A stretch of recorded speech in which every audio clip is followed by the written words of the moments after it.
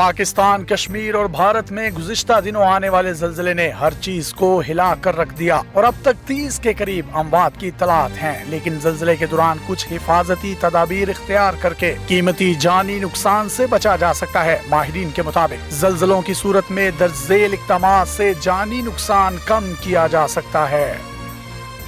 ज़लज़ले के दौरान किसी भी हालत में हवास और सुकून का दामन हाथ से ना छोड़ें और मुश्किल वक्त में भी पुरसुकून रहने की कोशिश कीजिए। अगर आप घर के अंदर हैं तो फौरी तौर पर किसी कोने में चिपक कर खड़े हो जाएं या फिर किसी भारी भरकम और मजबूत फर्नीचर, मेज या पलंग के नीचे बैठ जाएं और ज़लज़ला थमने तक वहीं मौजूद रहें। इस अमल से पंखा, रोशनियां और घर की छत के गिरने वाले टुकड़ों से आप महफूज रहेंगे। अगर आप गाड़ी में हैं तो गाड़ी रोक दें और ज़लज़ला थमने तक इसी में बैठे रहें।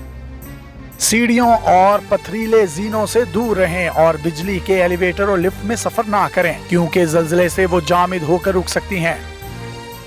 टूटी फूटी और खस्ता इमारतों से दूर हट जाएं क्योंकि आफ्टर शॉक से भी इनके ढह जाने का खदशा मौजूद रहता है। जिन इलाकों में ज़लज़लों का खदशा हो वहां अलमारियों और टेरेस पर भारी अशिया या गमले वगैरह रखने से गुरेज करें। मजीद इस तरह की इन्फॉर्मेटिव वीडियोस हासिल करने के लिए आप हमारा पेज डेली पाकिस्तान भी लाइक कीजिए। अपने मेज़बान यासिर शामी को इजाज़त दीजिए। अल्लाह हाफिज़।